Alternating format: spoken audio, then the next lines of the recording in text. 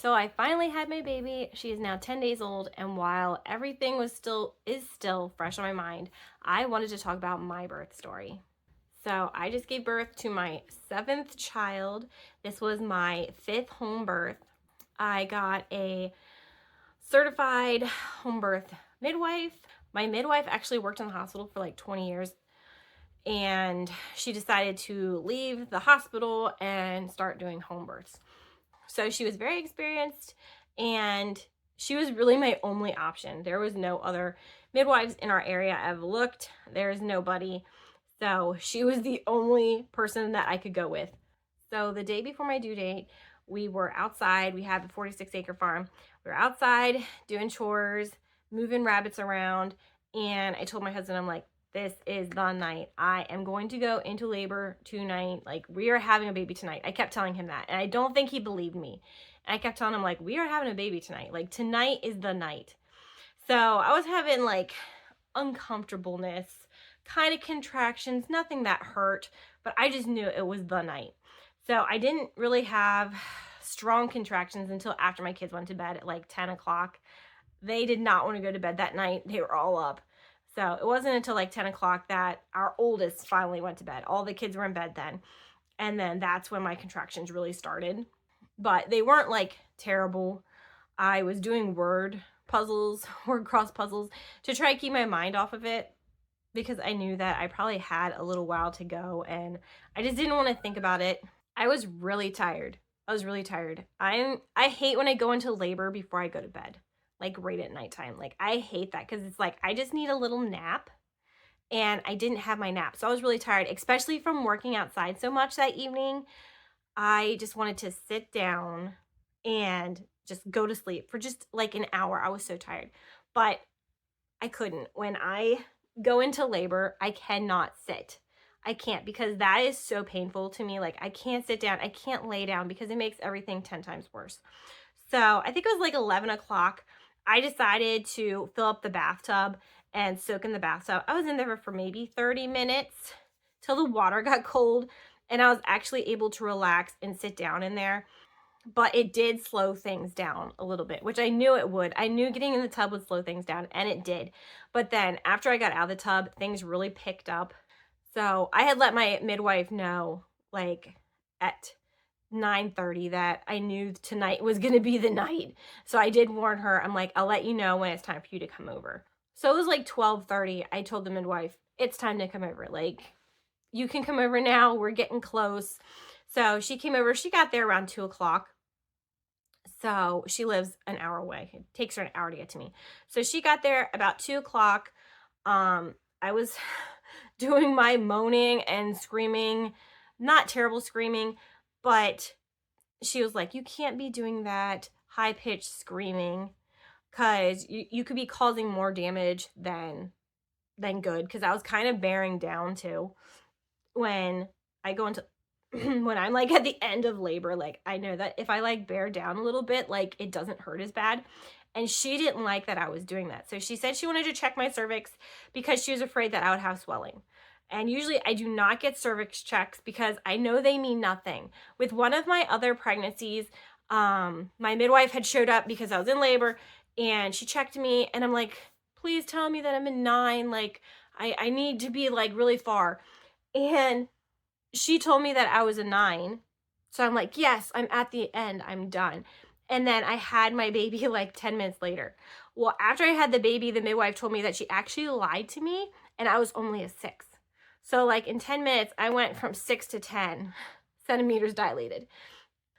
So I knew with this birth that checking the cervix, like, what you're dilated, really doesn't mean much, because you can go from 6 to 10 in 10 minutes. So, but I did let her check my cervix, and she said that I was at a 7, but I was a little swollen. So she wanted me to stop having my contractions the way I was, and she wanted me to make like this weird noise, like she kept doing it behind me when I would have a contraction. She would go like huh huh huh, like that's what she wanted me to do. And she kept telling me to stop screaming. And I told her that I was just trying not to die. Like that. I couldn't do anything else. I couldn't do anything else.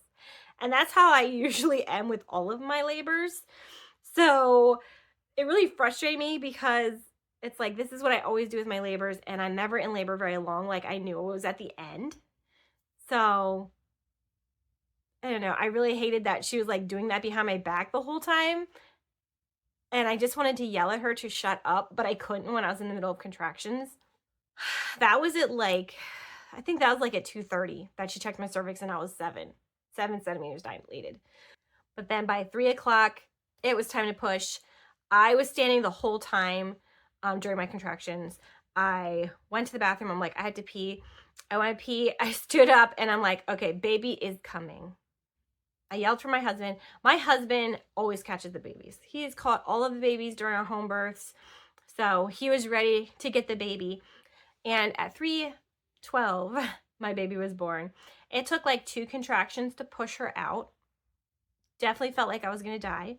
She actually came out in the sack, which was crazy because I've never had a baby born in the sack before.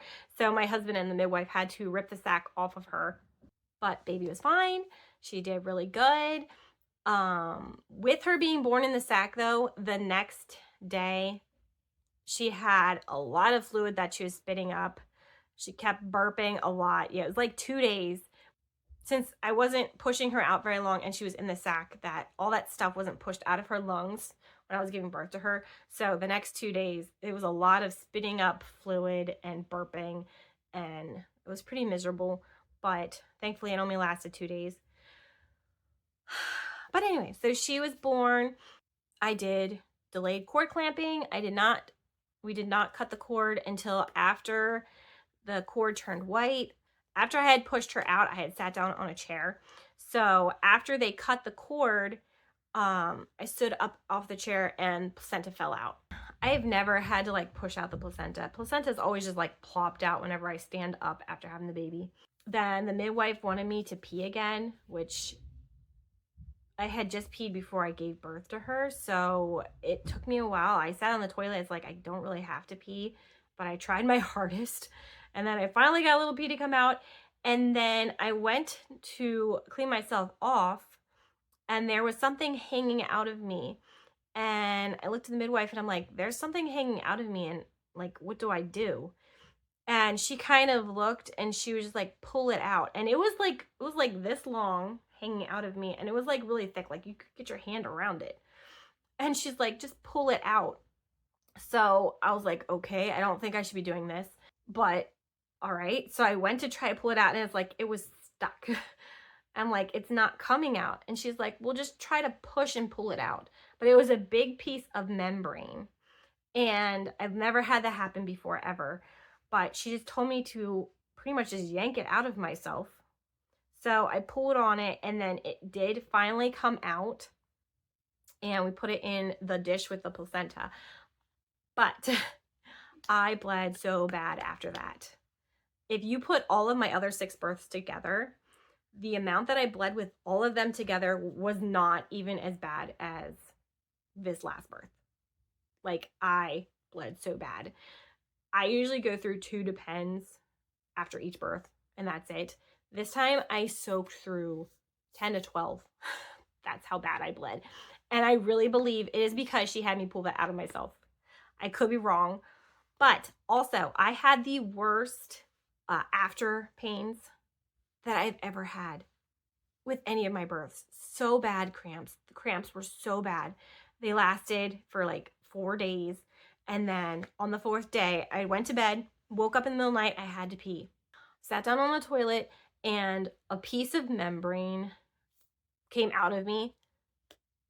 Instantly better. No more cramps, no more heavy bleeding. So I really believe from pulling that out, a piece got stuck in me, and that's why I bled so bad. She actually left like little pills with me, and she's like, if you like keep bleeding, take 2 of these pills. And I did. Like an hour after she left, I took 2 pills, and I texted her, and I'm like, you know, when I stand up, the blood just pours out of me. So she had me take 2 of those pills. So that did not make me very happy. Even though she had been in a hospital for 20 years, I feel like she was not very knowledgeable. I was very disappointed in that. She seemed like she was not very knowledgeable in the things that she was doing. And with baby too, with taking care of baby too. I just felt like, I don't know. She was one fry short of a Happy Meal. That's kind of how I felt with her. If I could have gotten a different midwife, I would have. I don't know that I would go with her again. I wouldn't. I would try to find someone else. But there's not really anyone around here, so I don't know. I was not very happy with her. But me and baby are both doing good. I'm definitely happy to have baby in my arms and not in my belly anymore. Definitely happy to be done with the labor and delivery and recovery. 10 days postpartum. We are both doing fantastic. Baby's doing excellent. She sleeps so well at night. So yeah, that is my birth story, and I will see you later.